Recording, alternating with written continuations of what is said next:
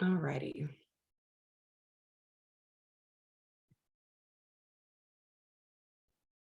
So really what I want you, what we're going to talk about is how we kind of make sure we bridge discovery and job development together.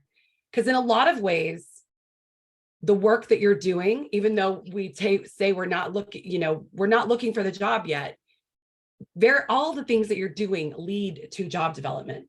So this last session that seems to, focus on job development, even though, customized job development, which is the ultimate outcome we want for people to be employed in a customized position, that we're only doing one session.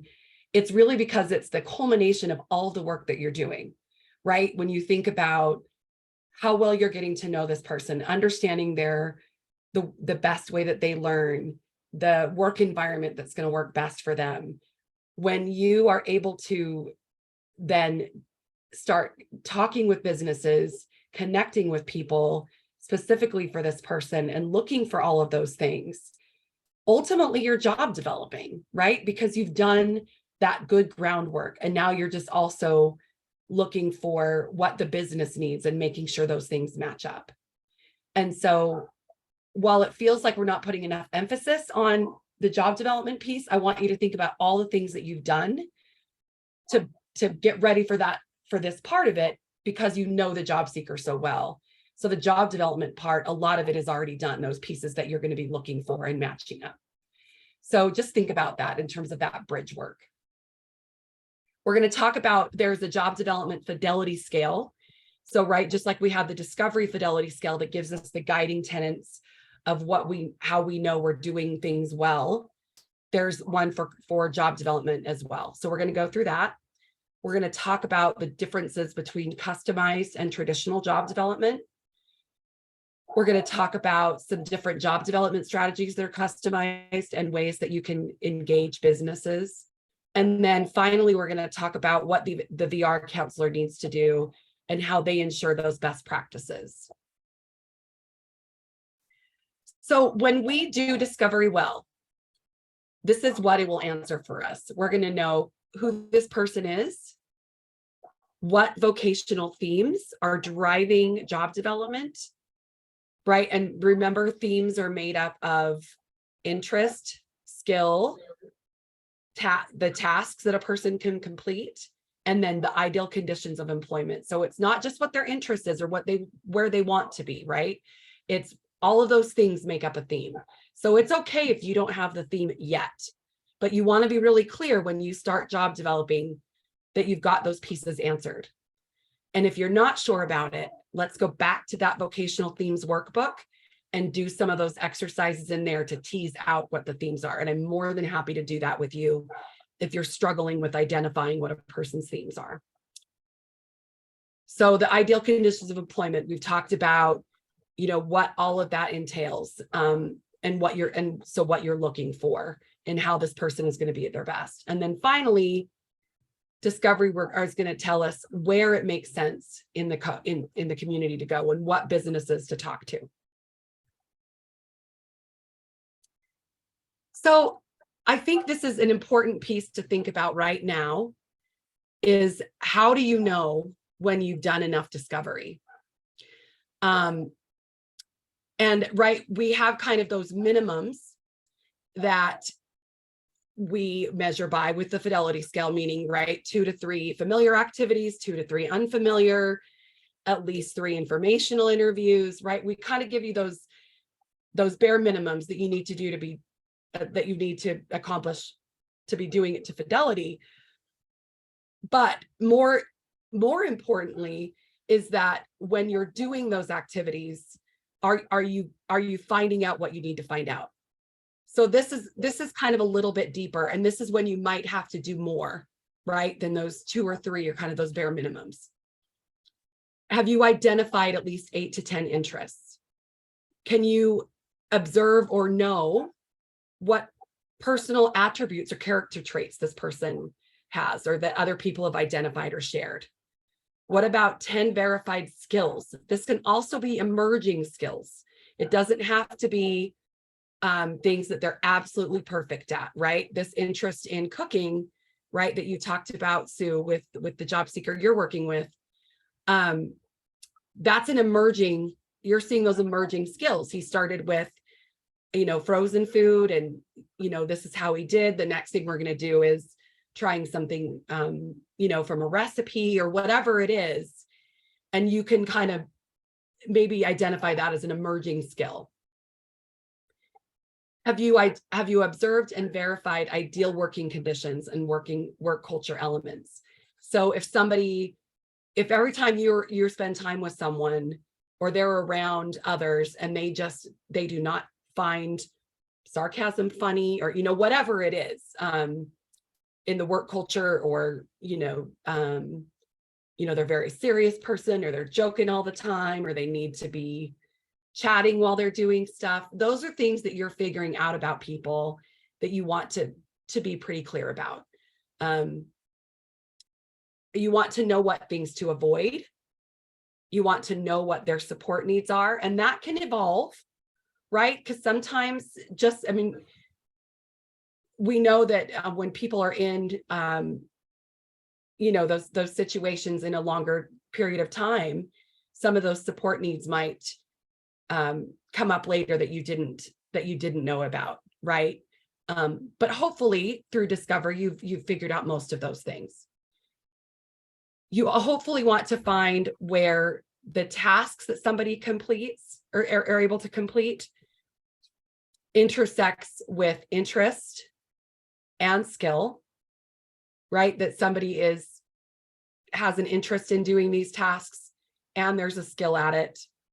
So hopefully 3 to 5, and it can be simple step tasks. It doesn't have to be complex tasks. And then you also want to know, have you seen this person be truly engaged?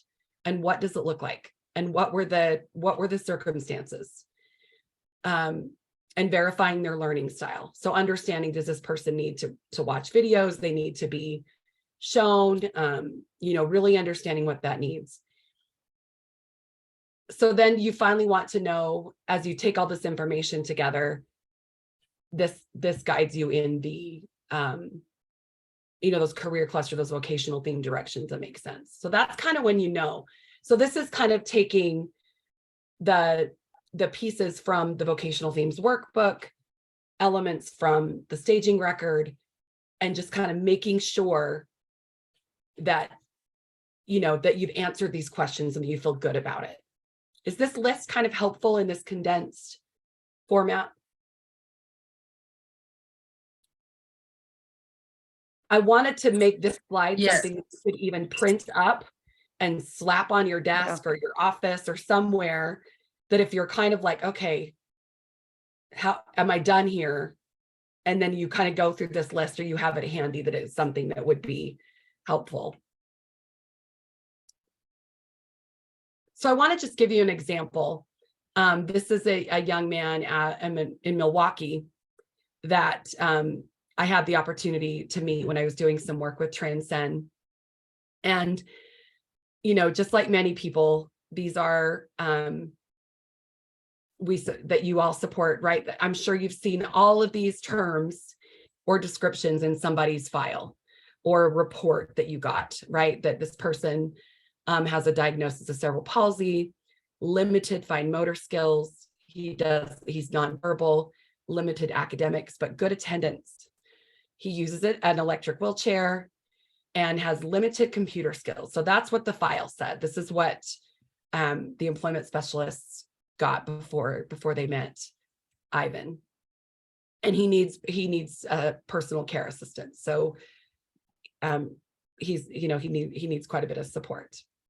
So what they discovered through the discovery process is that he's very active. He likes to be busy and going out and be involved in his community. He has a fantastic smile and is very friendly, has a great sense of humor. He, engages with people. Again, people don't have to use words to communicate, right? There's so many different ways that we all communicate and connect with each other.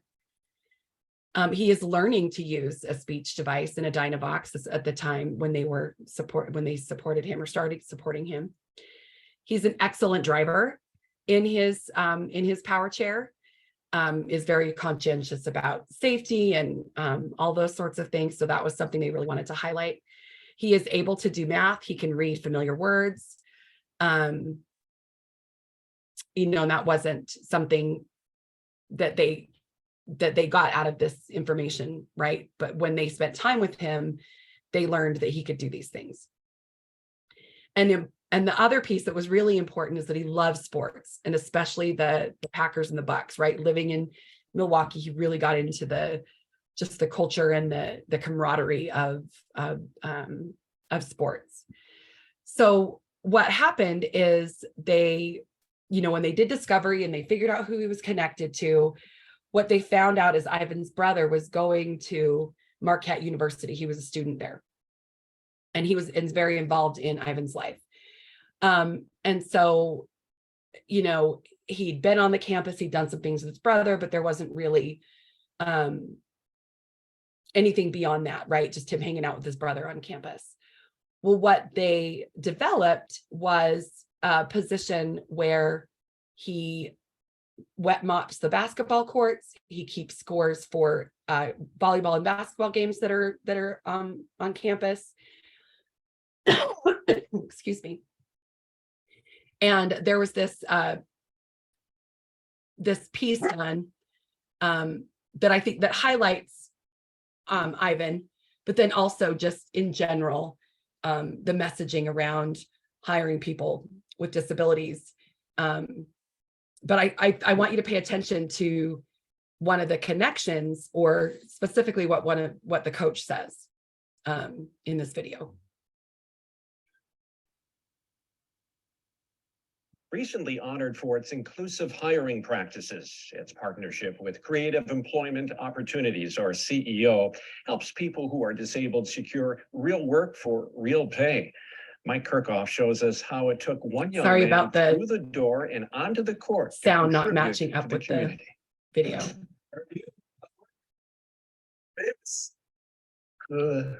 Ivan has cerebral palsy. And so we tried a couple different job types for him.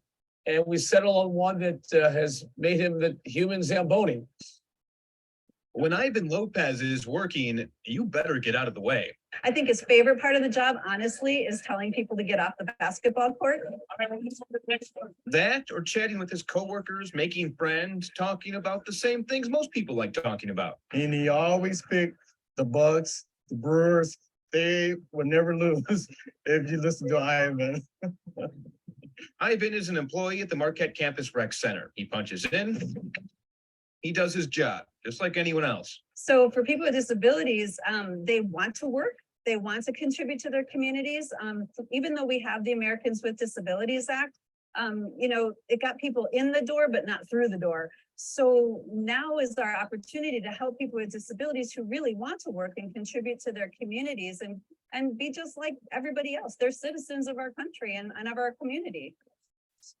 That's what Laura Owen's organization does, Creative Employment Opportunities, or CEO. It connects people like Ivan with businesses like Marquette. When we talk to businesses, it's really about matching the needs of the business with the skills and abilities and talents of the people that we represent. So when we talk to businesses, it's really not about hiring people with disabilities initially. It's really about, what is your business? What's not getting done that needs to get done? How can we help you? And then matching that candidate with the business. Marquette Recreational Sports Director John Sweeney made the decision to hire Ivan 5 years ago. I've got a daughter with Down syndrome. So when they approach me, I'm like, boy, here's my opportunity to get involved. And so if I don't step up now, who's going to step up for my daughter down the road? And so this has been great for a lot of us. When you think about disability, it's the only minority group that any of us can become a part of at any time in our lives. And so it resonates with people. And they're also the most underemployed people in our country. Ivan has a job coach, Dwight Johnson. My role as a job coach is to look at the needs, to train Ivan in performing the tasks based on his disability. He helped create a wheelchair attachment that allows Ivan to mop the floors. It's a long rope. And so again, it's attached to the back of his wheelchair. And then there's a wooden plank, and attached to that are the towels, and he'll go up and down the courts. And once you hear the gym shoes squeaking, you know he got the job done. A job well done, a paycheck.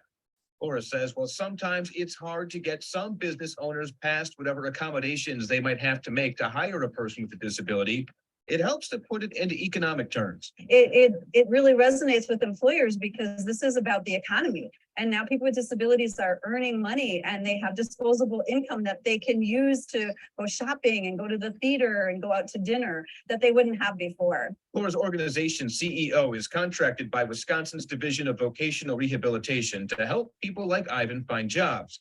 Their funding comes from state programs. They do their best to match a company with its needs to a candidate with skills to fill that need. A real jobs for real pay is what we like to say. And everybody has a job description, but not everybody does everything equally well on that job description. So when they hire somebody with a disability, they will see the talents and skills and abilities, and they will then say, wow, this is where we need this person. This is the niche for them. So it's really all about that match and helping employers kind of see things differently when they hire somebody.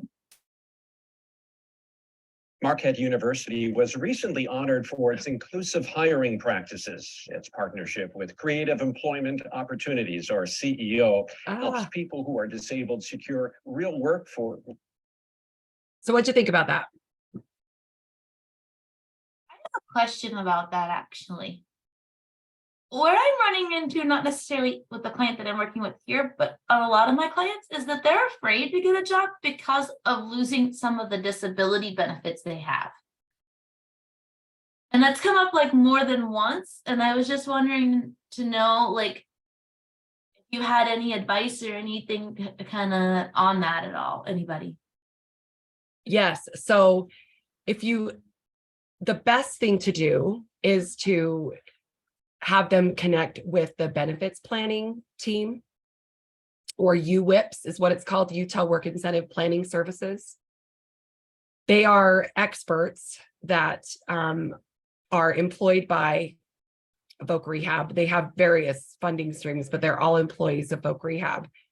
And what they do is they look at a person's Social Security benefits and any other disability benefit they're getting that might be housing, if they're getting, a food benefit, if they're on the Medicaid waiver, they look at everything and they help them understand how income will impact those benefits. So they meet with them. There's like a little intake form that you fill out.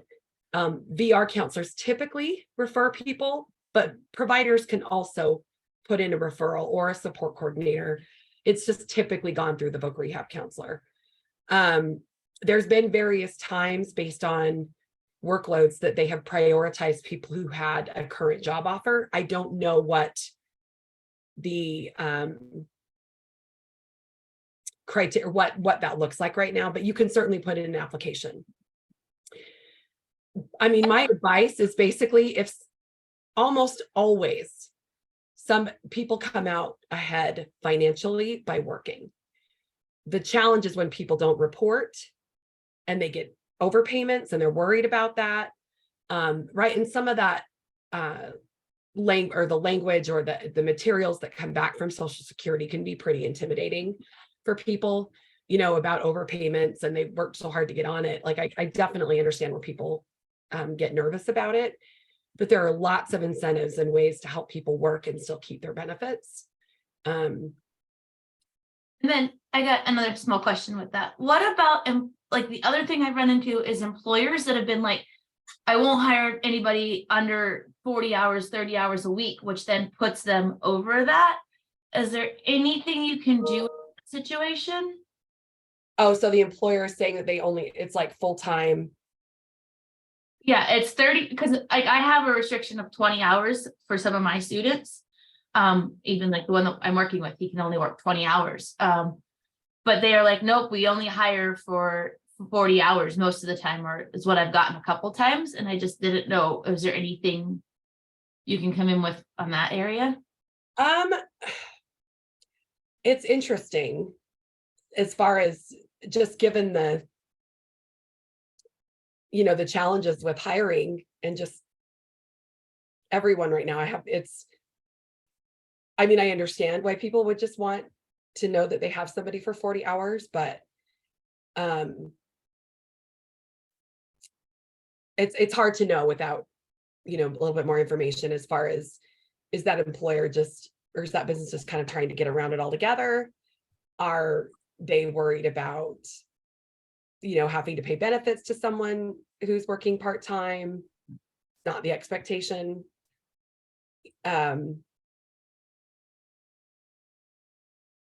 think it just depends. If you feel like there is genuinely something there that this person could offer, the culture fits, all of those things, you could try doing something with sort of a proposal. These are the tasks that this person could complete, and these are the hours, and this is how I think they could benefit your business. And try that. But I think, it's you also get that feel, right, as to whether this business is really wanting to work with you or not. Yeah. If that makes sense. I don't know that I really answered your question, but No, but that like ties back into this where like that guy was really, he seemed very open when he went in. He seemed like he was trying to find something that would fit for this guy, versus a lot of the time whenever I go in there, it is almost the reverse of me being like, no, like almost like a salesperson. But I promise this person can work really well with this type of situation. Like, let me show you. And that's has worked out a few times, but then other times it's just been like their fear of working with somebody that has a disability is instantly like they will automatically go to something that they know can almost get them out of the conversation.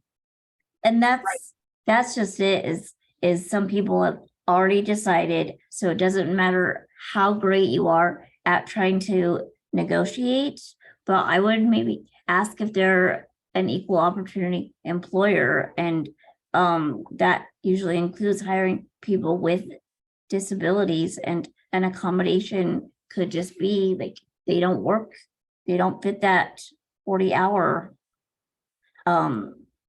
work week. And I feel like if employers use that as a reason, like then that just, there's something else there that makes them unwilling or uncomfortable to hire. And I don't think it has to do with the actual hours, because I feel like that just doesn't really make sense. If somebody is meeting a legitimate business need, then if 20 hours meets that need, then I feel like the employer is just, like you said, kind of looking for another reason, and they just don't want to deal with hiring somebody with a disability.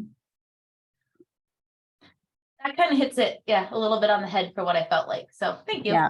And I mean, unfortunately, you have to wonder if that's the employer's feeling. Does that make it a good fit for the job seeker? No, but it's sad, it's unfortunate, but it's probably best to, I mean, you can push a little bit and just see like if there's any wiggle room there. But if they're really adamant about it and just like super firm, then that kind of indicates that there's going to be other stuff that comes up from the employer that's going to make it not a good fit. thank you. That's a really good question. And just good, when you think about development and I think even just I need to find the slide. There's this whole thing around, the number of times that you ask or that you approach someone, right? And typically, I think it had to do with a study that with people that are in sales, and typically the yeses happen between like the 5th and the 20th time that you approach someone. But yet I don't think we don't spend a lot of time in those between the 1 and the 5 asks, right? Because we don't love hearing no. We don't want to convince people that it's a good idea. We want it to just be the right decision. So finding that balance between pushing and knowing when it's not a right fit, I think is hard. And I think it also comes with experience, right? And that nuance and skill that you gain as an employment specialist. Josie. Hey, so I have a question. 'Cause I don't really know if this would be something good to take. So we reached out to a veterinarian and they mentioned something about like a paid internship. What do you think about internships? I think they're amazing especially for students. Just because there's so many, for lack of a better word, programs, because I hate that word, but just things that are set up to give students those opportunities that are paid and have some skill set and expectation to them, right? Which internships do. And so, partnering with WIOA, they can help, cover the cost for some of those internship wages.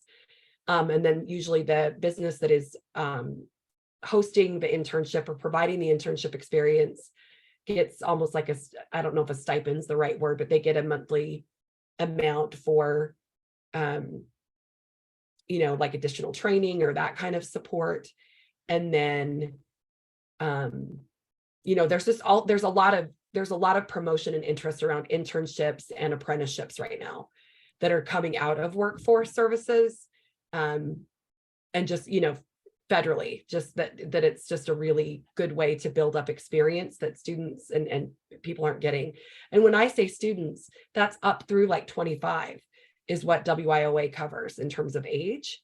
So it really does give you some opportunities or for people to try multiple, kind of career clusters or, experiences within those themes that you're identifying with more than just a trial or two, right? I mean, that's the challenge with discovery activities is that they're, we're doing them in shorter spans. We might do them a couple times, but an internship, I mean, that's, that can be up to 6 or 12 weeks. In a way, you're really just kind of expanding discovery. So for students that are still in that time frame of trying to figure out what makes sense for them, I think they're brilliant. That was my long-winded answer. Awesome. Yeah, I didn't know if just because to me internship doesn't sound very permanent, but that's good to know it's still like a step closer to. It is. And it also just builds up their resume, right? If you have 12 weeks of doing an internship at a veterinarian practice, and you learn so much about the person. And even if it's not permanent, that work experience just teaches you so much, whether it's successful or unsuccessful, you always learn something.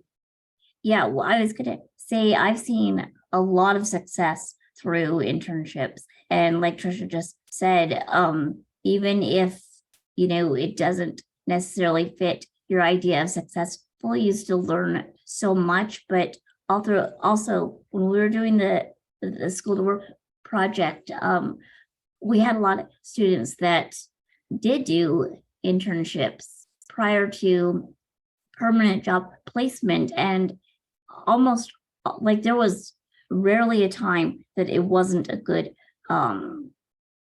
just a good outcome. And like I say this, that you got to be careful, because an internship should never ever, you shouldn't have an expectation that it's going to lead to a permanent job offer at that internship place. But from what I saw in the school to work project, about 50% of the time it would lead to a permanent position. So for example,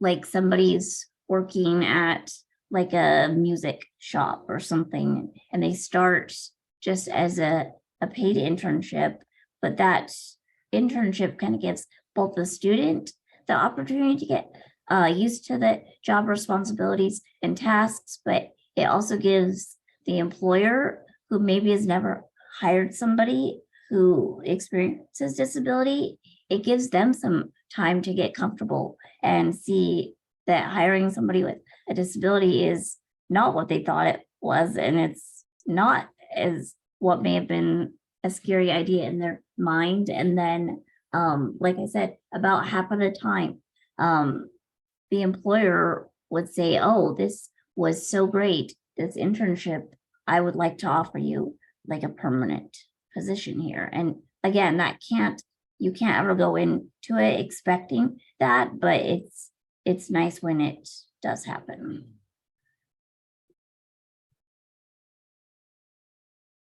Thanks. Thank you, Kel. And thanks for asking that question, Josie.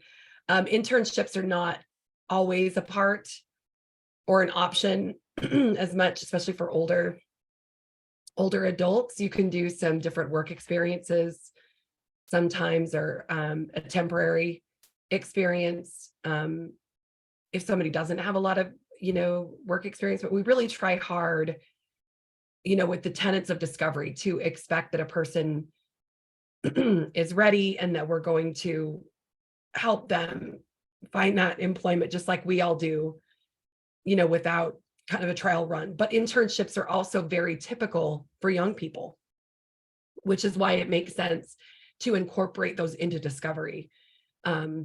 It's just they're not as available for people who are older, even if they haven't had a lot of experience. So it's a little trickier in terms of just the way the funding systems work, but they can be beneficial. I think just even those temporary experiences for people sometimes, if they've just not had a lot of experience, can be helpful. So here's kind of a visual of how the bridge happens, right? That you're doing all the things that you are in the discovery process. Oh, I didn't talk about this. As far as Ivan being successful, I think, these things are pretty self-explanatory, but anything else that you noticed specifically about that job match, right? But if you looked at the things that we talked about, what they learned in discovery was his skill set, right? He was a good driver. He really had an interest in sports. He loved talking and being around people. So that's really kind of where that led them to be at Marquette, right? And he had that brother that was the connection. He had the skills and attributes, right? The employer valued and a passion, for the business, being around people, playing sports, talking about sports. And they were able to find the tasks that matched his skills and interests, and it minimized his disability, right? With the way that they fashioned the device that mopped the floors, that made him very efficient. And I'm sure you noticed the parts where what the job coach was doing, right? That those were things that Ivan would need help with. And, maybe if there's times that the job coach wasn't able to be there, somebody at Marquette might help with that. But it doesn't mean that he's not doing that job well and it's not a good match. He just needs support to get it set up, right? And anybody would need that. And the job developer is able to demonstrate how hiring him would add value, right, to that business and address that workflow issue, knowing that those courts are in good shape every week. He's, people look forward to seeing him. There's just a lot of benefits there.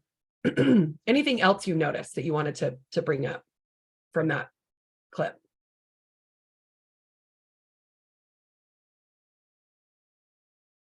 Okay. So this is kind of just a visual, right? So you do your home visit, you do your task-based activities, you do you make the referral for benefits planning and assistive technology if you need it, the informational interviews. That kind of all culminates together to building what are your vocational themes and building your list of 20. So for each theme that you're developing for a person, you're identifying 20 places in the community where it makes sense to go talk to someone, or where that's happening in the community and potential job development. And then the job development is actually working and going through those lists of 20 that you created in your job development plan, or for your planning meeting. So again, a lot of your job development work is happening It's just a matter of you working those and refining those lists and the places that you're going. So how you build those lists of 20. Let's talk about that for a minute. So you're not just looking up. So say you have somebody that's interested in, I don't know, because Callie shared about, so he's got this interest in sports. So you wouldn't just look up, you just wouldn't type in sports and then list all the businesses that came up, right? You're going to want to dig a little deeper than that. You could, but you're only going to get surface level businesses and connections versus if you're talking to people about where that knowledge of sports or specifically golf or whatever is found, and then you're mining those additional supply chains or people that they tell you to talk to, that's going to get you a little closer, right? And you're digging a little deeper from just doing a basic Google search. You can start with a search, but just realize that you're going to get very much of the same business, just a different name, right? And that's not you're not getting a lot of depth in terms of being able to customize or find something that's potentially more creative. This is where you want to be using your connections of the job seeker and the team members and even your own organization, and really use your employment planning meeting. Make sure you leave time in your planning meeting to gather some information or get some input from people about who they know at various businesses or who they're connected to. It doesn't have to be a best friend or it could be I frequent this business and they know me by name, or I have a cousin who works at this place, right? Like it can be somewhat removed. We just want to have somewhat of a connection. And then obviously, that networking piece and, using this cohort for ideas, reaching out to people. Hey, does anybody have any ideas about, this particular interest or who, there's already been many connections that have been made through you guys as a group. So I hope that you continue to see that value. So this is a graphic that Carrie Griffin created, and I've continued to use it because I think it just shows really how you get to that depth of job development or customized job development, and how you're linking discovery and how you kind of dig into that supply and customer chain. And this is how it happens. So here is a person with an example of having transportation and entertainment as their emerging themes or the themes that they're working with. And this led to, they decided to do informational interviews at the Napa Auto Parts store and then the radio station. So just kind of follow along here. And you can kind of make the same kind of a, graph for yourself as to who goes to, if we go and do an informational interview at Napa, what are they going to tell us? Who are their customers? What does their supply chain look like? So local machine shops, auto detailers, car painters, engine builders, tractor restorers, heavy equipment rental. So if you were to mine all of those places, right, this leads you down here. So the machine shop chain, if you just pick one, so you pulled out the machine shop, what is their supply chain? The tech school, so where people are learning the trade, whoever is making tools, recycling, custom fabricators, the racetrack, and powder coater. So those are all customers or people that are other places that they connect with that have to do with machine shop work. So then the next steps are to look at within those places, looking at what the person's skills, tasks, and conditions are, and what you can find. Do you understand what we mean by mining the supply chain of the businesses that you're talking to and understanding who their customers are? So that you're not just going to one place and then them telling you, nope, I got nothing. right? That's why you want to talk to a decision maker during the informational interview. You want to know who else you should be connecting with. Who are your customers? What things aren't getting done? So that you can then keep mining what that might look like. Whoops. So for the theme of entertainment, they went to a radio station, and this is what the supply chain looked like. So they work with voice coaches, the journalism department, recording studios, community theater, talent agent, sound engineer. So they chose to look at the recording studio chain and looked at what that looked like. Who are the people that they connect with, the businesses that the recording studio connects with. So, right, you can see what that looks like, depending on if it's, an orchestra playing, or, I mean, there's lots and lots of different people they work with. So these are kind of the things that they came up with, even in combining the two themes together, is potential matches: announcer at a racetrack, mobile recording studio. Again, we don't know if that's what makes sense for this person, but how creative, just by mining those supply chains, right? I hope this visual kind of gives you an idea of what I'm talking about versus just doing a Google list. Does this make sense to you? Is this something that you feel like you can do? And we can do it together when you start doing informational interviews and when you're wanting to dig deep and build your list of 20. And that's something I help you do when we're working on that.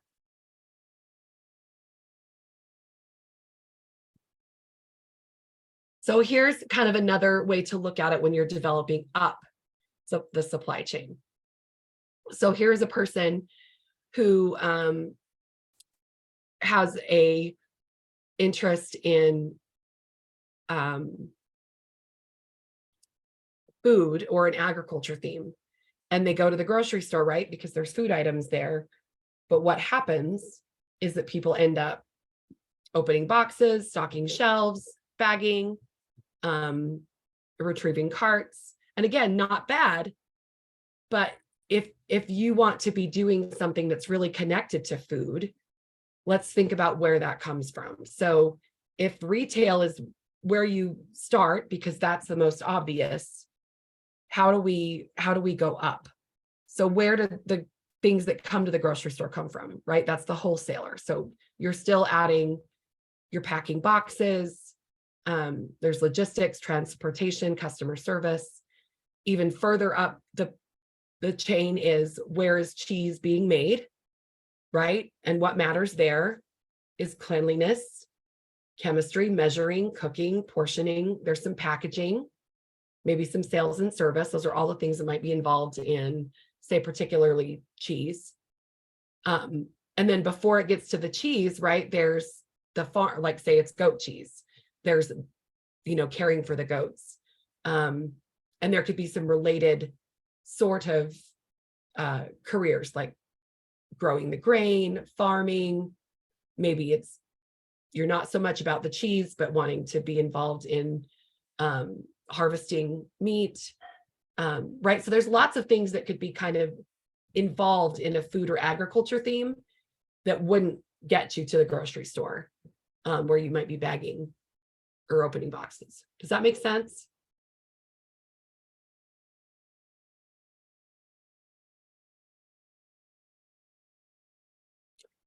So the question is then, how do we, as we're talking to businesses, right? And we start there and we figure out who their supply chains are, we also have to start thinking about growing our own networks and growing the person's networks that we're supporting. And how do we do that? So these are just some different ways that we build social capital. It doesn't just happen naturally, right? You have to be intentional about it. And it can be uncomfortable. Not everybody wants to go to a chamber meeting. There are people that feel like that's a waste of time. They'd rather go in and talk to an individual business one-on-one when they really just know about this particular job seeker. And that is perfectly fine. There are I've known a couple employment specialists that live in small towns, and they use like their town Facebook page to put out feelers for, you know, a potential informational interview or an experience for somebody during discovery. You know, and that's the way that they've used their social media. So obviously with the person's permission, and she's had really great responses from just members of the community saying, oh yeah, come on over, I'll totally show you that, or you know what I mean? And it's been a very positive experience for her. I don't know that that would work for me in Salt Lake City. So I just think it's really kind of knowing where you are, and what you're comfortable with, and then maybe pushing yourself a little bit, but also looking for those authentic connections. That's really what it's about, right? Is having an authentic connection that makes sense for the job seeker, that makes sense for the business. But you have to be able to kind of draw from lots of different places to build that, if that makes sense. So this is a time for you to maybe go to the, you know, leadership in your organization and say, who do we contract with? Who do we do business with? And do they know what we do?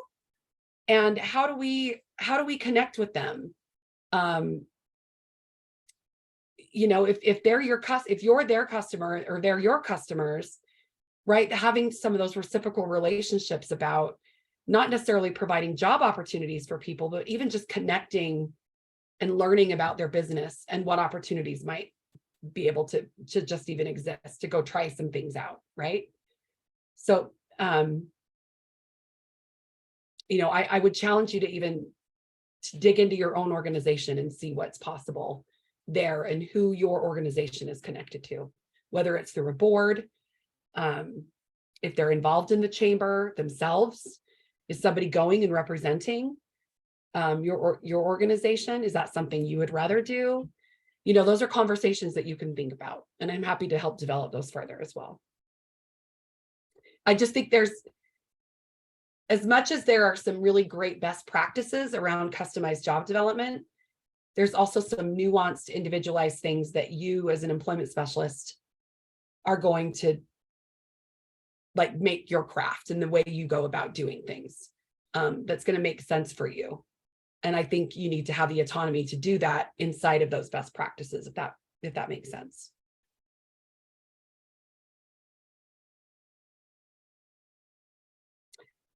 So this is an example of a list of somebody's 3 themes, and then businesses where it makes sense that these themes and the activities around them would be happening. I want you to just take a minute. I know the slide's kind of wonky, but I want you to take a minute and look at the businesses and how varied they are in terms of, when you think of transportation, did you think about snow removal? Did you think about go-karts? Did you think about aerial photography or sonar trucks, excuse me. So I want you to think about, and again, this is out of Montana. This is something that Carrie put together. And they were, you know, businesses that were close to where he lived.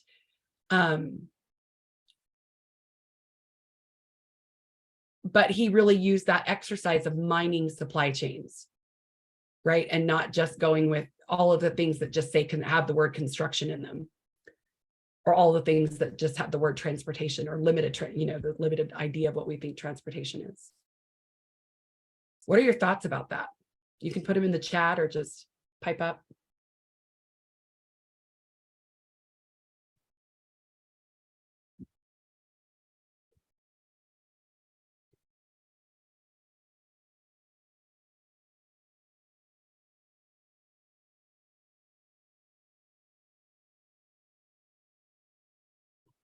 So when you're developing your list of 20, what I want you to do is think about, so say you have somebody that's got an interest in culinary. If you have 10 catering companies, that's going to be a problem, right? You want to have that variety of places where culinary activity or culinary tasks are happening.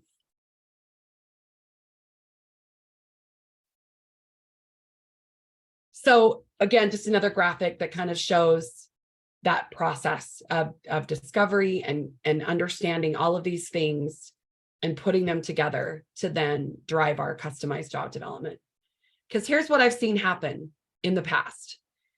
People do all of this work in discovery, and then they put the list of 20 together, and then they start like looking for jobs through the traditional labor market trends, or who's hiring, or here's an open position at Wendy's. And they put everything else, all the work that they've done around customized, out the window.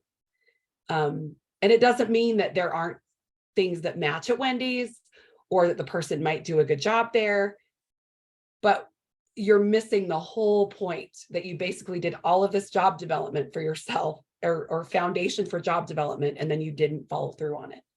So at the end, you'll see how the voc rehab counselor is going to be looking and making sure that the places that you're developing, or the place where the person becomes employed at, is similar places at least listed on your staging record or your list of 20.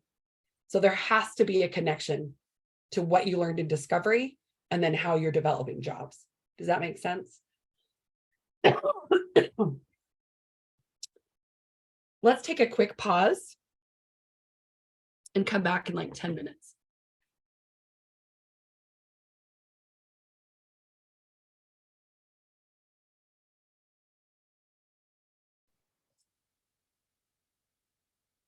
Okay, so we're going to take just a few minutes to talk about the job development fidelity scale.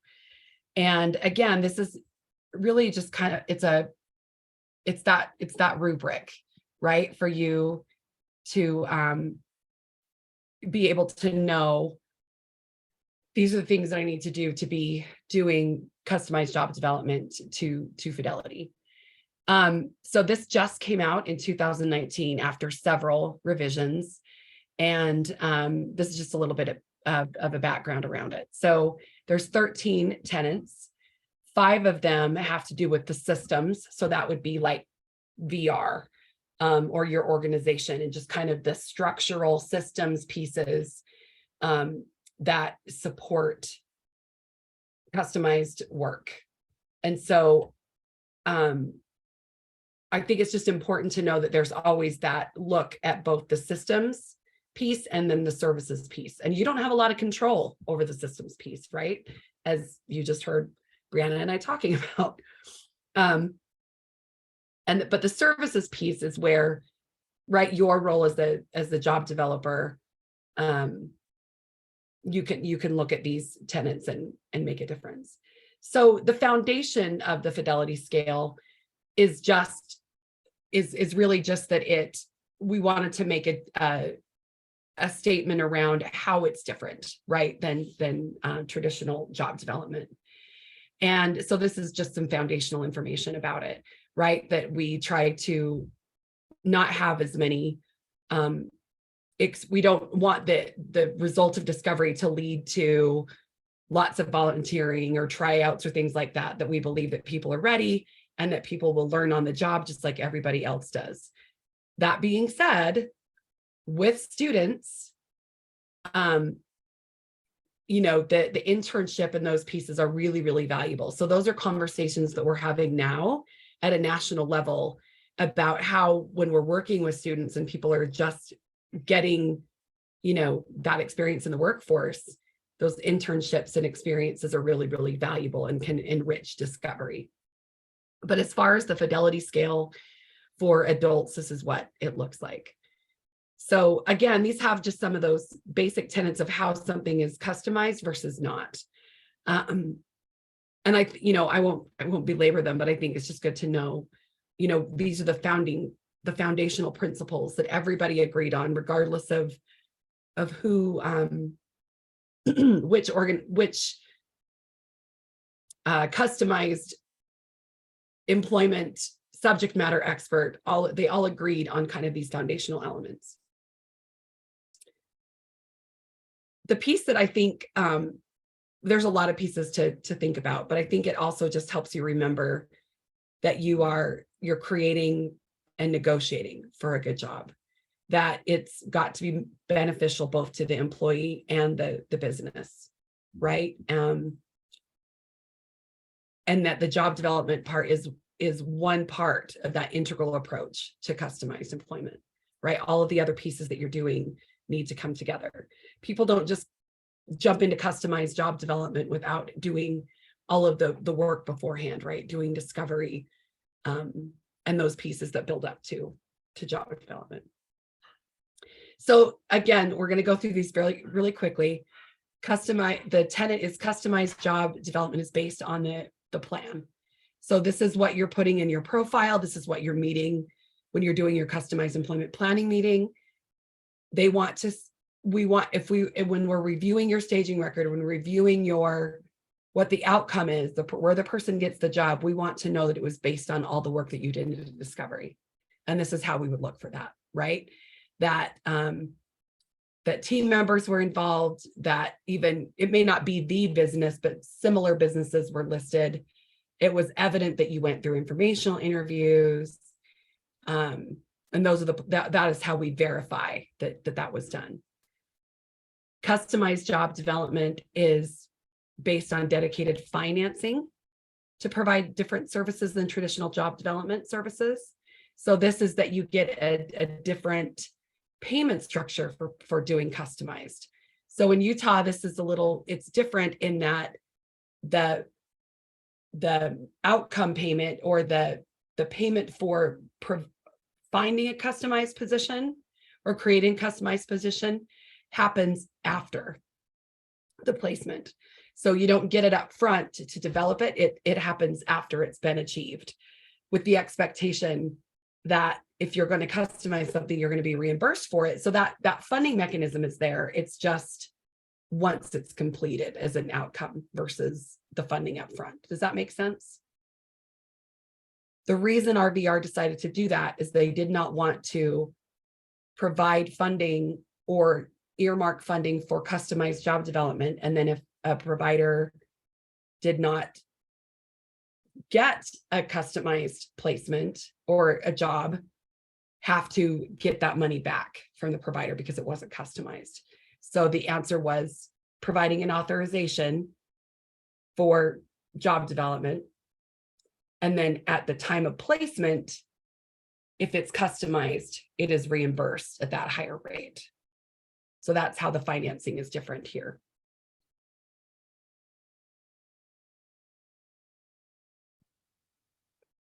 So this tenet describes that that we want the person to be qualified. So by completing this course, you would meet this tenet. The next one is about ensuring relationships are based on the discovery plan between the job seeker and community members. So this is that you are really trying to help people build connections in the community, and that was evident in your process, right? In terms of connecting with others and informational interviews, all those kinds of things.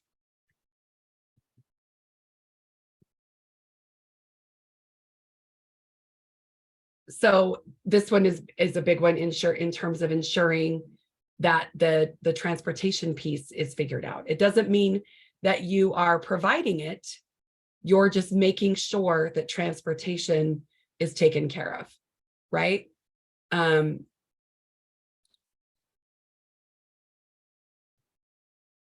So this one is just that we need to make sure that people have the ability to get to the jobs that we're helping them, that you're developing, right? And that maybe you have to kind of figure that out, but that you're not just leaving that to everybody else, but that you're actively a part of that process and making sure that it happens.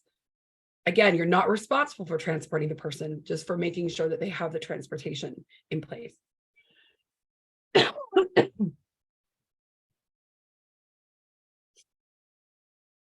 So this tenet has to do with thinking about what skills and assets and support and information they want to share in their visual resume. So this one shows up both places, both in job development and in the discovery fidelity scale, right? Because you're going to be updating and evolving that visual resume and how you're doing that for each employer. And so that's another place that you're looking for the fidelity in terms of that visual resume. This 2.2 is, that you're double checking that this person has been to a benefits planner. If you didn't make the referral early on in the process, maybe that, they weren't working, or, they weren't ready to do that. But now is the time, as you're, getting closer, to make sure they understand how work will impact their benefits and just what their other financial goals are, right? Not just how to keep their benefits, but what earning expectations they have. What other financial goals do they have? Do they want to save for a trip?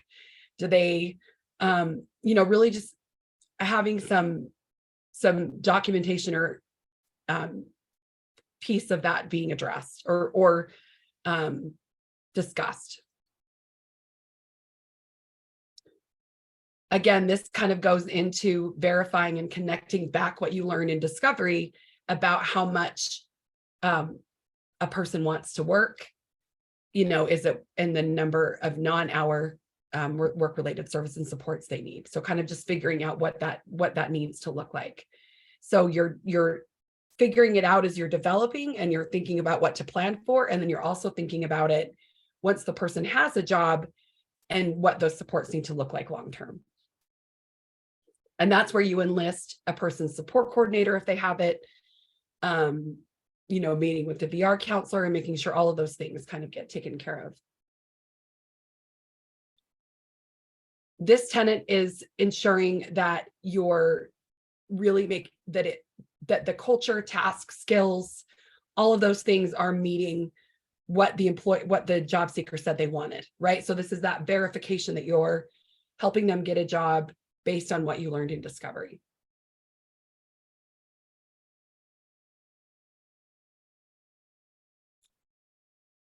So during job development, you want to be doing more informational interviews.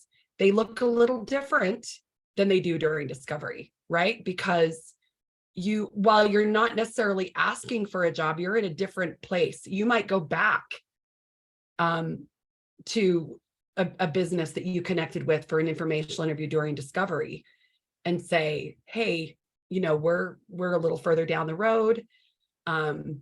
This person, continues to be interested in this area of work. I was just wondering, can he come and try things out? Or, I know you had mentioned this particular need. Can you tell me more about that? Could we come back and talk with you?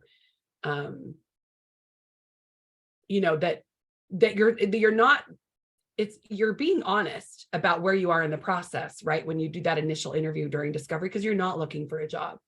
But it's also okay to go back or to do an informational interview because you still are wanting more information, whether it's a hands-on experience or just advice or understanding what some of the unmet needs are.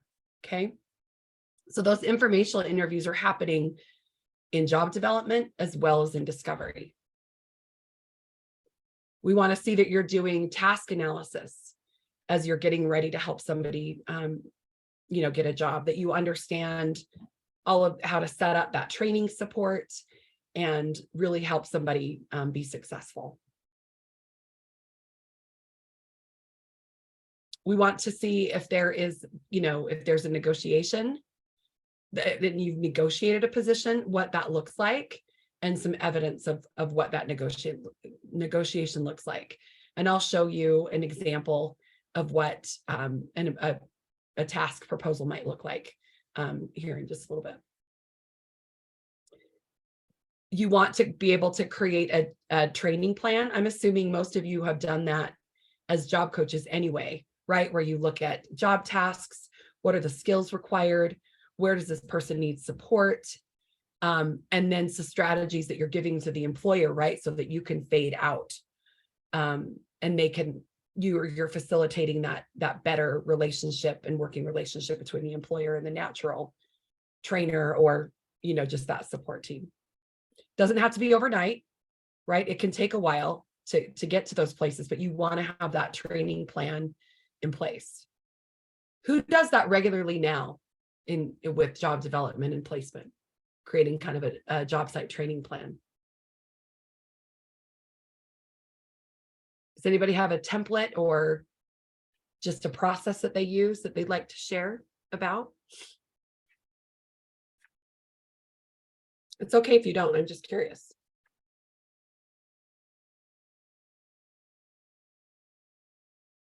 Okay, that's something we can develop. Okay, so now I want to talk a little bit about the difference between what's customized and what's considered more of a traditional approach. And realize there are people that go through discovery and the discovery process, and because you learn so much about them, they can fill a traditional job. And it doesn't require customization because you did a really good match. And that's perfectly fine, but you can't say that you customized a job. You went through discovery to then really make sure it was a good match, but customizing requires negotiation, other kinds of things that make it customized. So we'll talk about that, but it doesn't mean that it's bad if somebody ends up, wanting to work in a more traditional position that doesn't need negotiation or creation or tasks assigned to others or whatever. So these are just some of the differences between a traditional approach and then customized. So you'll see I created a little acronym because we need more of those in our lives.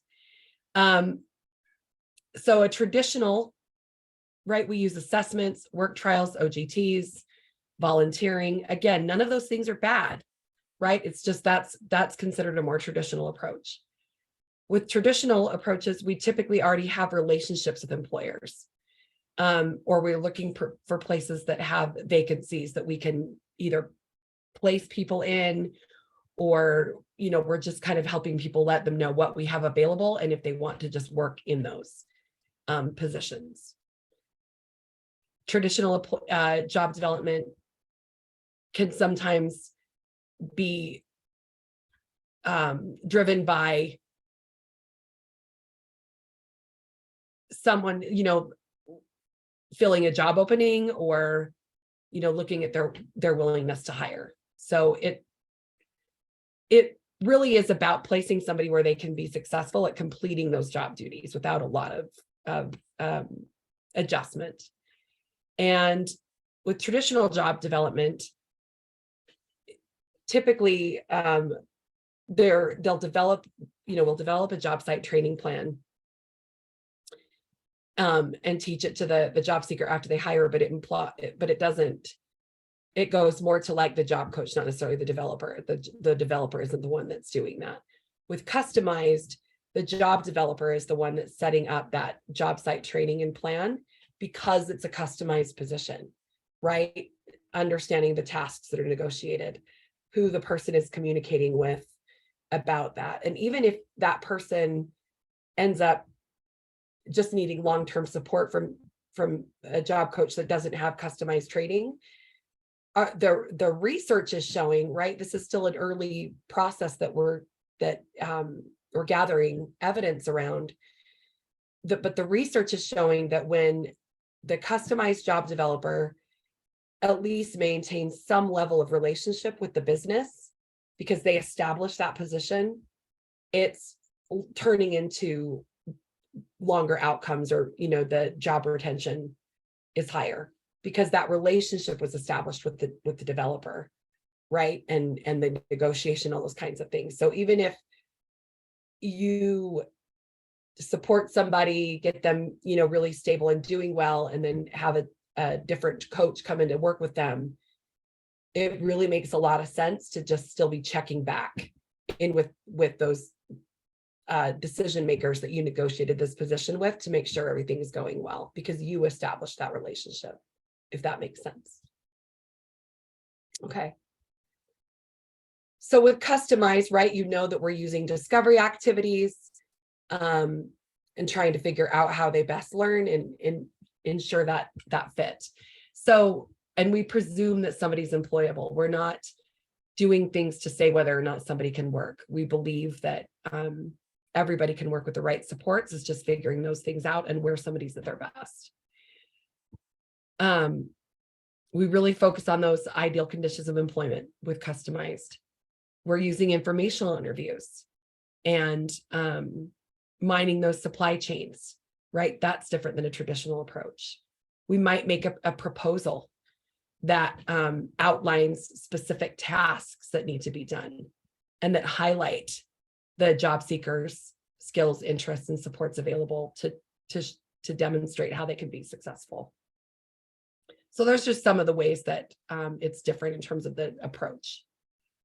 So another difference is the places that we go, right? So with traditional methods, people are tended to go more to big box retailers using applications and interviews. It's more kind of a sales approach, completing applications, asking if you're hiring, having to go through HR, all of those kinds of things. Versus customized, we're trying to find and connect with artisanal or small businesses where you can talk to a decision maker. We're using visual resumes. Applications are only kind of like done out of necessity or just everybody puts this into the system, but we know we're already going to hire you or we've got this thing worked out. We're identifying unmet needs. That's how we're creating these negotiations or opportunities. We're doing a lot of job analysis and then negotiation of tasks. And then finally, we're using themes instead of job descriptions. So remember, themes are really broad descriptions that hold a lot of job descriptions, but it's a thematic area or a career cluster where job descriptions might be held.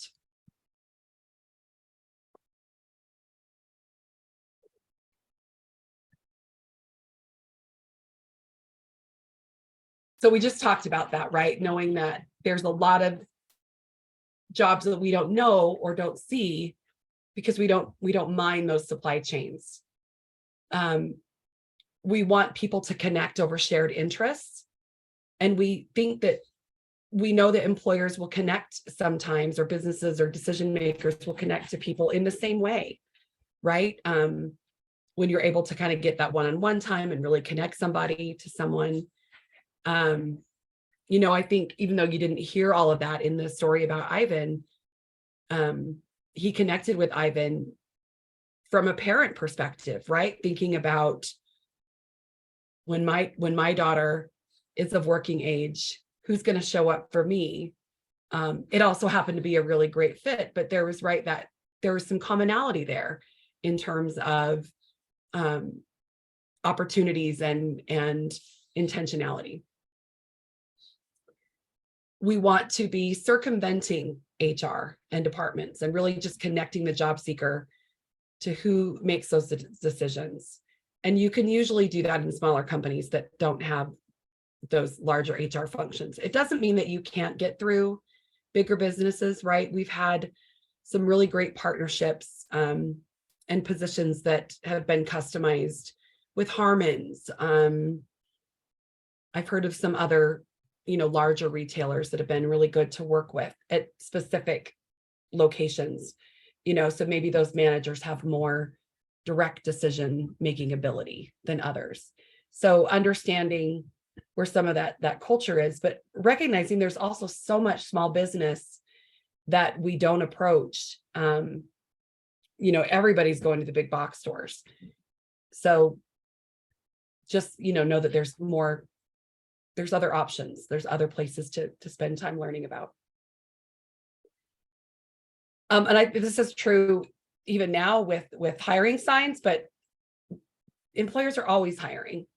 If it's the right, person, interests, values, and there's some profits that can be generated, whether it's through increased customer service or you can demonstrate a savings, right? There's lots of ways in which profits can be generated. And then also that we look at skills and ability to learn new skills are critical to job creation, right? You can't just create a job for someone if you're not clear what their skills and attributes and their ability to learn new skills are, right? Just because somebody loves something isn't enough. So again, that the quality of the employment outcome or the position is built on the match, right? Between what the personal contribution of this person is going to be and then the needs of the workplace. If we overemphasize selling, it misses the point of customized. You know, the work that you've done, understanding who this job seeker is and how they can benefit the business is really the whole point of it. You know, it's not you have to convince somebody. Sometimes it feels like you do, but it you know, if you're doing the work, it speaks for itself. So really, you know, the knowledge of the job seeker that we get from discovery, and then the knowledge of the business is built from informational interviews, observing other people on the job, scheduling some follow-up visits, completing a job or task analysis, figuring out, are there efficiencies? Are there ways to generate additional revenue? What is not being done, or what is being unmet? Right, you're solving problems and then preparing and planning and negotiating and then creating a proposal. That's essentially what you're using to formulate customized job development. So knowledge of the job seeker from what you've learned in discovery, and then how you build knowledge of the business is done through those things. I want to talk a little bit about resource ownership. It gets lost because it can be a little complicated, and it's an underutilized option. Excuse me. Really what it is it's a mutually beneficial process of acquiring materials or equipment that match the job seeker's interests and then the customer's needs, and it generates profits for the business and then wages for the employee. So really what happens is it's still a wage position, you're still creating a job, but this resource ownership that the person is bringing to the business is what's generating the revenue for those wages. And there's lots of different examples of what that can look like. It's kind of like when, you know, a person has to have all of the tools or whatever they need to be in construction, or a mechanic, right? You have to have all of these tools in order to be able to do that work. We're looking at a similar way to elevate this person's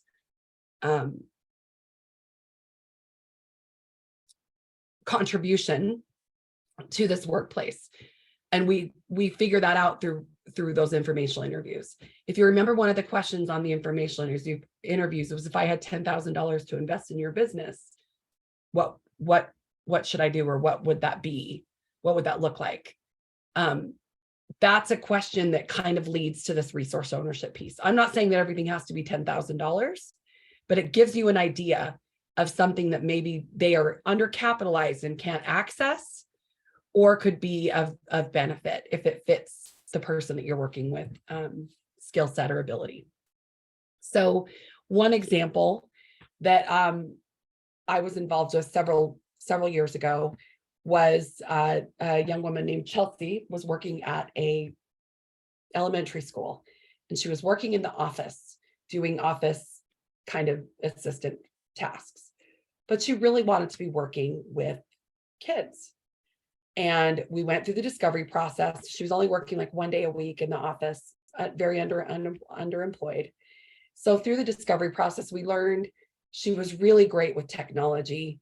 On her iPad, she had a real knack for working with children. She was great with her nieces and nephews. You know, she just really loved being around kids, and why she, enjoyed working at the elementary was being around kids, but she wanted to do more. So we, spent some time verifying, doing some different discovery activities. We helped her set up an activity at somebody's like in-home daycare. She did great with that, figured out kind of her max number of kids that she could handle was 4. We then asked the school where she worked if there were some, things that were not getting done, or students needed some extra help, or, whatever. And what we discovered is that this particular area, the school that she works with, and this was several years ago, so iPads weren't in everybody's hands at the time, right? They're still pricey, but they were considered even more expensive then. And this school didn't really have any of those. And so what we did is we purchased 4 iPads, put applications on them that were designed for kindergartners, first graders, second graders. That's who she was comfortable with, and created a position for her to pull out 4 kids at a time that, needed some additional support with phonics or, whatever it was. And so she had all of those learning applications uploaded onto her iPads. And she worked with, 2 or 3 teachers from kindergarten and first grade. And, just pulled kids in, for 30 minutes at a time to use these iPads. And she would structure, what they did and what they were doing on them, and tracking their progress, really just making it something that was beneficial, not only to the student, but for the teacher. But we created this position for her by bringing these iPads in. And then that's what made her a valuable aid to these teachers, to be able to work with these kids that needed a little extra help for a few minutes, a couple times, for a little time, a couple times a week. And she did this position for quite a while, I would say at least 4 or 5 years. And then she wanted to do something else. But the really neat thing was that Chelsea knew that those iPads were hers, and that was something she brought to the school. And if at any point it wasn't going to be appreciated or something that they wanted, that she could go and offer this to another elementary school, because she saw the results and saw the positive impact it had on the students. The teachers really appreciate it. She got some testimonials, because we just weren't really sure where it was going to go or what was going to happen. And so they just, they allocated some of their para money to her, to her position to be working with these kids, but they weren't going to do it without this kind of tangible opportunity of doing the educational apps on the iPad. I know it's a long story, but it was one that was fairly inexpensive, was less than $2,000 to get the 4 iPad. It might've been 2,000 with the applications that we had to load onto it. And we used a combination of voc rehab dollars and then some grant funds to purchase those. And the job coach helped her update the apps, just helped her with strategies with the kids. But eventually the job coach was able to fade quite a bit and would just help her, every couple of weeks, making sure that her apps were up to date and she didn't need to get any new ones, and just kind of checking in. And it was really all the support that she needed. So I want you to just think about that when you're spending time with people and you're thinking about, if you're meeting with businesses, if there seems to be something that they might need, this could be an option. It will take some work with the voc rehab counselor, because it's not something that's done very, very often, but it is an option, and it can be a really great option for people. And, businesses who are maybe undercapitalized and could use just a little boost of, this particular equipment and somebody operating it.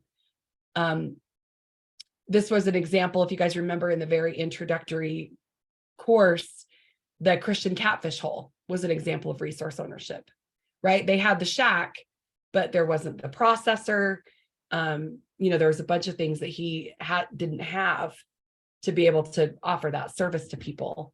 But because they brought in some of the resources that he needed, it created that position. And then, the business owner actually helped him on the job as well with the processing.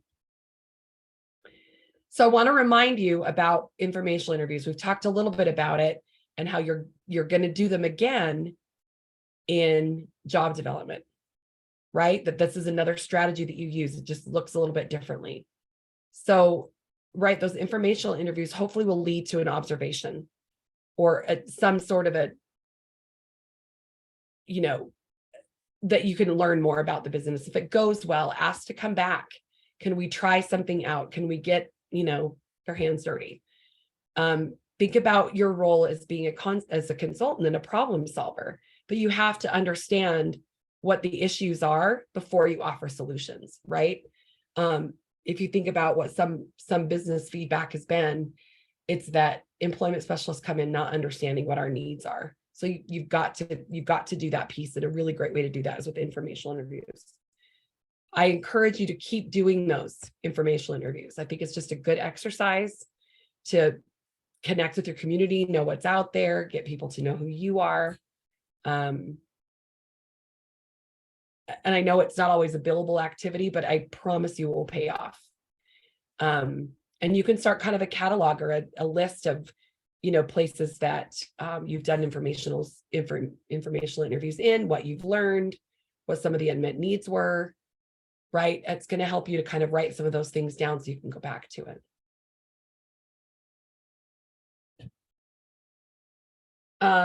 Do we need another quick break? Or are you guys doing okay?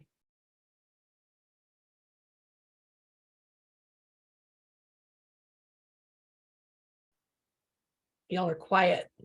Oh, I got a thumbs up. Okay, let's take a quick break. Come back at 11:15. Just shy of 10 minutes.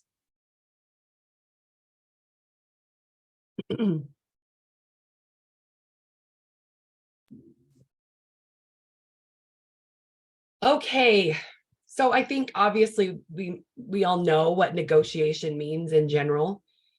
But in terms of you being negotiation as a customized job developer, you're looking at ways in which the job seeker you're representing can contribute to the business that are valuable, right? So you have to understand what the business needs to be able to make that recommendation or negotiate what that might look like. And so understanding why a business owner might negotiate job duties, right? There's lots of reasons, but mostly it comes down to saving money, making money, having things run more efficiently, increasing the customer base or, that customer, and then improving customer relations or, customer service. So it doesn't always have to do with money or the bottom line, but it's a business decision. So thinking about that. So when we're doing interest-based negotiation, it requires us to be really prepared, right? You need to understand your job seeker really, really well, know what those contributions are that they can make. And we do that by going through the steps of discovery, understanding what a business needs through informational interviews, and then really using those job and task analysis to see, where maybe some of the breakdowns are, if it's a good fit for the person that you're supporting, and then how you're going to, solve whatever issue it is, right? Not necessarily a problem, but you want to make sure that it highlights what matters to the business owner, right? It can't just be about the person that you're supporting. It needs to be about the business owner. This is where you're engaging in some of that smooth listening and not talking during those informational interviews and really understanding, what they need. And then you have to build trust. So there's some time invested in that.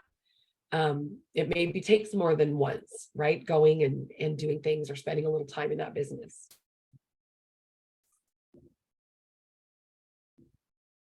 So I think this is an interesting thing to think about. And as I've looked at this annual survey of entrepreneurs, I've not been able to see it updated. So I don't know how annual it is, quite honestly, since 2016. But I think it holds true. And there might be some differences, right, with COVID in terms of, how businesses were impacted. We know that there were impacts with some businesses more than others. But I don't think the trends have necessarily changed significantly. But I want you to just think about how 99% of businesses in the United States had less than 500 workers in them. 99%. But where are we all going? To the big box stores that employ, right? And that's less than 1% of who employs most of the people in this country. Businesses with less than 100 workers accounted for 98%. So of that 99%, 98% of them had less than 100. And then 89% of the 99 had less than 20. And where there was the largest gain in terms of adding jobs, it was in the businesses that had fewer than 20 employees. That's where most of the hiring happened. But I don't think that's where we're going. So it kind of gets down into that supply chain and those places that we're not spending time in or asking questions, but yet that's where the most gains were. So it goes against kind of that. It feels counterintuitive, but yet the data supports that this is where we should be going, right? Is smaller businesses. So I want you to think about that. So we know that customize needs to be mutually beneficial. We're creating new positions based on what the business needs and then what the skills and interests of the job seeker are. We're looking at what is on the profile of the job seeker, right? Not what jobs we know. We're really wanting to open new doors. And this requires you as a job developer to really gain a greater understanding of how a business works and identify what those unmet needs are and find cost-effective ways to work. This is why the customized approach has a higher rate to it, because it's a more nuanced, highly developed skill set. And so, right, you're evaluating the fit for the job seeker, but for the business to make sure that it's a good match and that you understand what they need. You're presenting the solutions and the benefits of hiring, and then the person that you're supporting. So these are just some quotes from business representatives that various customized consultants have worked with and that researchers have talked to. And I think this is pretty self-explanatory, but I think it's also just good reminder that everybody, what businesses want are motivated employees who are excited about the business and their work. They want candidates with skill sets that can add value, and they want you to be able to provide some solutions that can improve their productivity or workflow. So if you think of yourself as being somebody who can provide solutions or a problem solver to a business, right, rather than a human service professional, right? It's a very different feel. And so you want to be thinking about that, and also about the job seeker that you're working with. So don't approach employers with a charitable appeal. What we need are people who can do the job. So this is a former VP of a human resource organization. I think we all know that, but yet there's something about when you're acting in behalf of someone who wants to work so badly and gets doors slammed in their face. It's very difficult not to get into that mindset of just give this person a chance, right? Because, right, there's people that don't take it very seriously and get jobs and quit jobs, and you know what I mean? And it doesn't necessarily, I understand where that feeling comes from. It's because you're passionate about this work, you care about the person you're supporting, You want them to be successful, but you also have to keep in mind, right, that this is about a good match for employment, and that you're not doing anybody any favors if you're going with that charity approach and not thinking about, is this a really good match or not, right?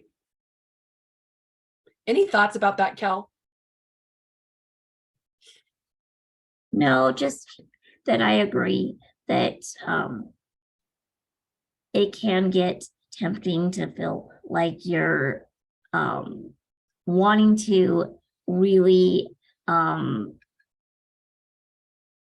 like accommodate the employer and do whatever is going to be necessary for them to like make that offer. But I just think, as employment specialist, your responsibility is to find the best fit for the job seeker, even if that means waiting longer than what is ideal to find like a good fit, and not have to put the job seeker in a position where the employer feels like they are extending a big favor or charitable opportunity. Nobody likes that. And the bottom line is, from what I've seen, it's just not sustainable. If that's the attitude that the employer has, it just, I mean, sometimes their mind will kind of change, but then later on down the road, if the job seeker, let's say they do get employed and then they need to switch things up later on, then the employer just kind of gets frustrated because they feel like they've already taken a chance and extended the favor in hiring them. So it's just, I've rarely seen it be sustainable and successful for very long. Thank you. So this is just kind of another way of saying that same thing, that when we treat this like any other business decision, you do it for good economic reasons, and it's a great way to access good, productive employees, right? That's a more sustainable just approach. So now we're going to talk about how you create a proposal. So this is another person that I had the pleasure of meeting when doing some work with Transcend. And this guy was in San Francisco versus Milwaukee. But his file said he had autism, he was impulsive, uncooperative, he had poor social skills. He had a history of working in shipping and stocking positions, and he'd had some basic math and reading skills. But when they did discovery with him, what they learned is that he has some really great computer skills, and he's good at clerical kind of work. He likes being physical and building things. He needs structured, consistent tasks, and where some of that inflexibility might come from, or another way to say that is that he struggles with being interrupted, and he's brutally honest. So just another way of framing, right, what our social service or human service speak is. And we've all met people like that, right, that just are brutally honest and hate to be interrupted, and they're perfectly employed, doing things that may or may not interact with the public, or that they figure it out. But this was just something that was specific about Bob. He also really had a passion for science and figuring out how things worked. It kind of went along with that building kind of interest that he had.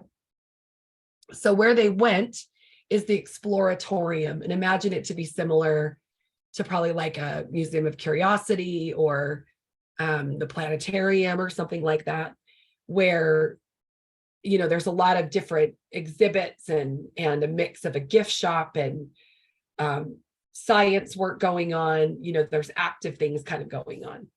So they go in and they do this informational interview, and these are the things that they heard as they were going through. We get a shipment 3 times a week and we can't even get in the room.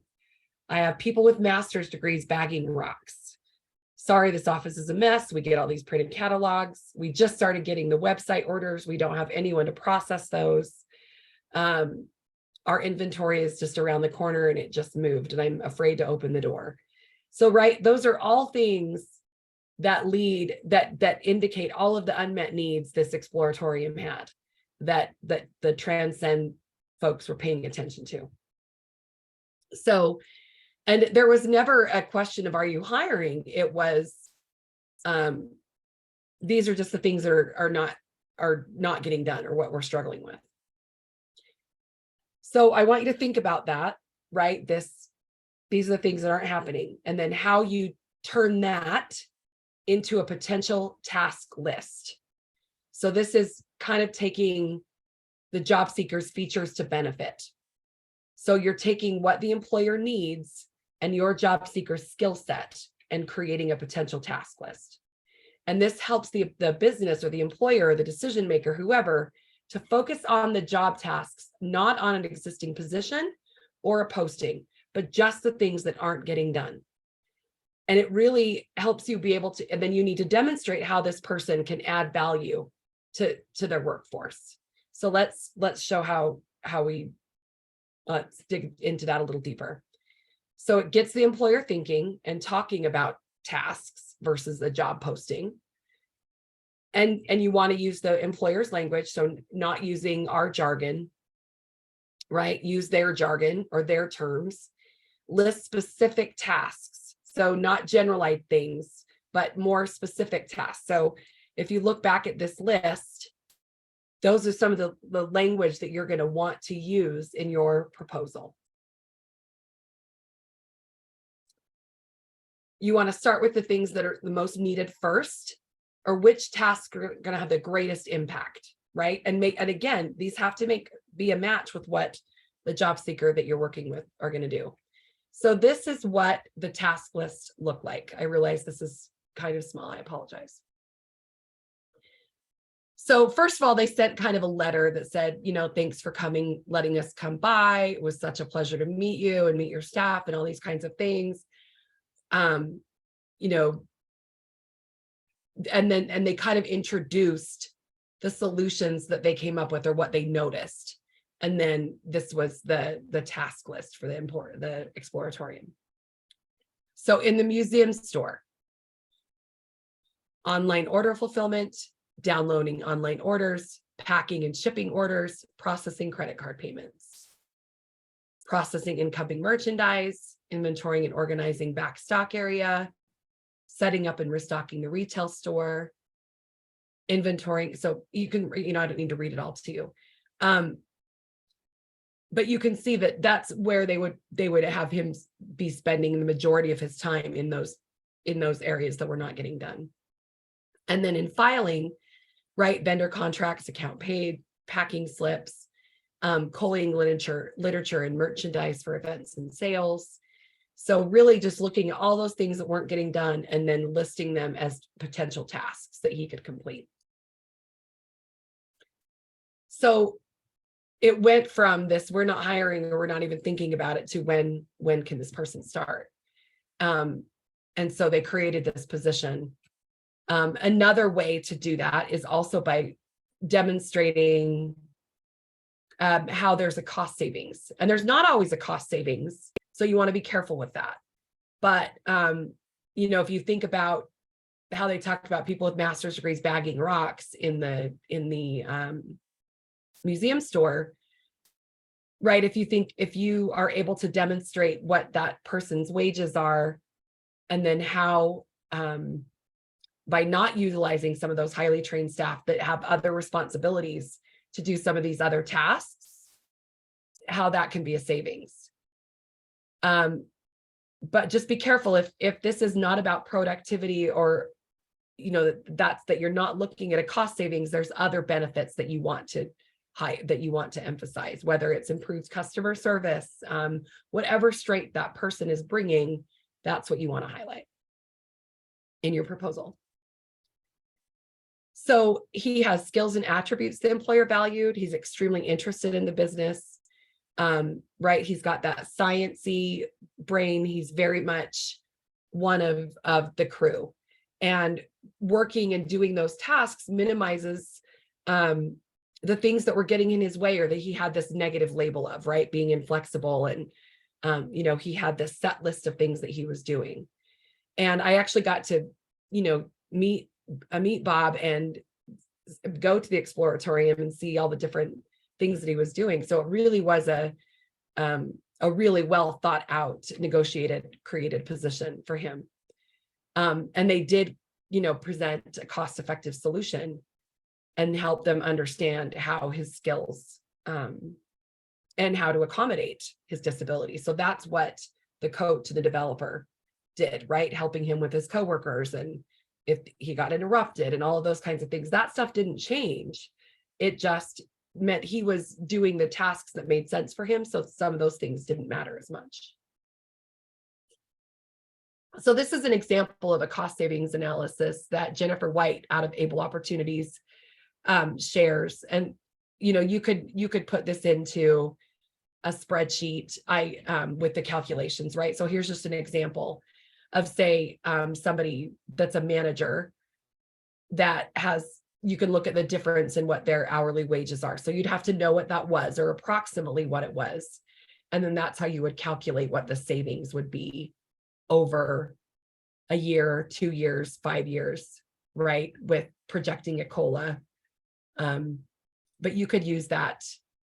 You could use this calculation formula to demonstrate cost savings if that's something that you're going to demonstrate. So in that particular position, if he's going to be working 20 hours a week and even 5 hours a week of the position were being done by the manager or the person with a master's degree that was supposed to be setting up other exhibits or whatever, you would want to take the portion of that time that person's wages were being spent on that activity, right? That's going to be done now by this other specialized position and what those wages might be.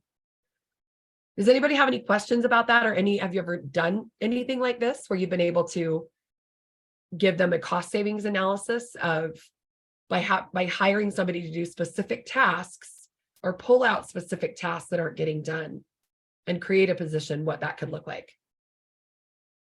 Not yet. No. I have a Okay. question. Yeah. So in this, it shows a good example of the cost of what the person is. So if they're like, I have somebody who is doing this task and they're not able to do something because they're making 24,000 a year, but you want me to then turn around and bring somebody in for 15,000 and I'm not saving that amount.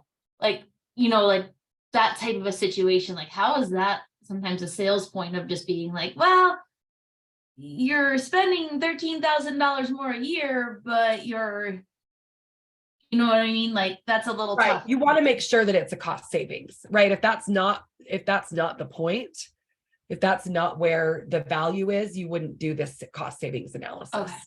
Right? This is if you're pulling out tasks that a manager or somebody is doing because they don't have the time and you're creating this position. Okay. That's where it is. So if it's something that it's not necessarily that the value add is more like improved customer service or better organization, that's going to be harder to assess, right? I mean, that when people have better experiences in stores, they come back, you get better reviews, all those kinds of things, but that's a less tangible way to do a cost savings analysis. That's where you would maybe want to pull in, maybe like a letter of recommendation that really speaks to that person's attributes or characteristics, or if they volunteered somewhere. Okay. We saw our membership really increase. People loved seeing her. She was so friendly, like you're speaking to some of those sorts of things that maybe they're missing. I noticed that nobody greeted me when I came in. I saw several other customers kind of standing around wanting some extra help and you didn't have it. That's something that she's really great at. I noticed this is when you're the busiest time of day. I've come back here several times, whatever it is. And we've all kind of been in those situations where you know that it adds value, but you don't necessarily have the price point on it. So we can talk about that is in terms of how to set up that proposal or those negotiated tasks and what the value, where the value add is. Okay, final piece, and then I'll let you go. So this is just getting to what the VR counselor's role is. And so once you have, and again, I hate this word placement because, right, I don't get placed in a job. I go to a job or I got a job, but right, it's the terms that we use and I understand that. But when you, when you get, after you've gone through all this work and you've developed and you're helping somebody and they're in this position, you fill out the customized employment placement form and you send it to Jason. And you're going to answer several of these questions. And the form has them on it, but this is really kind of the meat of it. Were these the job duties negotiated? It doesn't have to be all of them, right? But that you're negotiating some of them. Did the employment specialist negotiate the work schedules to meet their needs, both the client and the business? And was that identified in the staging record in the profile? Did you look at performance expectations or does that need to be negotiated? Not every business is going to want to negotiate those, but I think that you can at least indicate that you had a discussion about what performance reviews would look like. Or when you create that proposal, this is what performance reviews would look like, or these are the measures.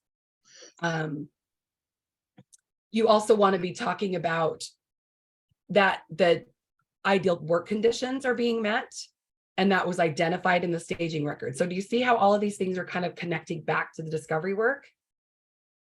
That's what they're looking for in when you actually help somebody find a position or when you're getting the placement fee. And then again, is it mutually beneficial? And I think this is a hard one to answer because obviously it needs to be beneficial or it's not a good fit. And I think this one's really important is the place of employment connected to at least one of the 3 vocational themes that were listed on the profile. So, I mean, you really have to connect the work to what you did in discovery, to what you're doing in customized job development in order to get that enhanced placement or that enhanced customized fee. If you don't, that's okay. It's fine that you didn't customize the job. You just won't also get the higher outcome payment for it. So just kind of a quick wrap up. Right? The whole purpose of discovery is to figure out where somebody can be at their best and have opportunities to learn and grow in their career.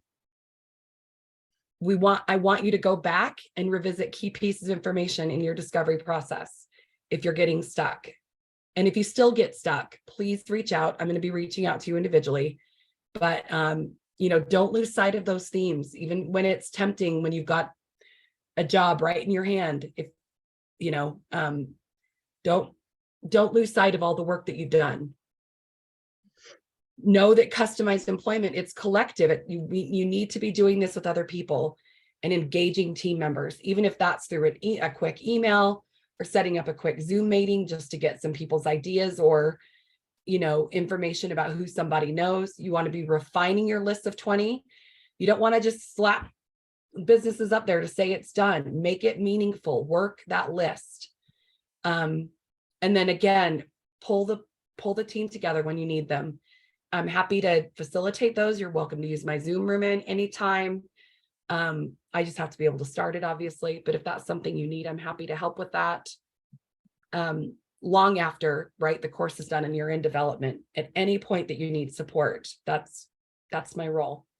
Because it doesn't feel good to do all the work and then not feel like you can actually find a position for somebody.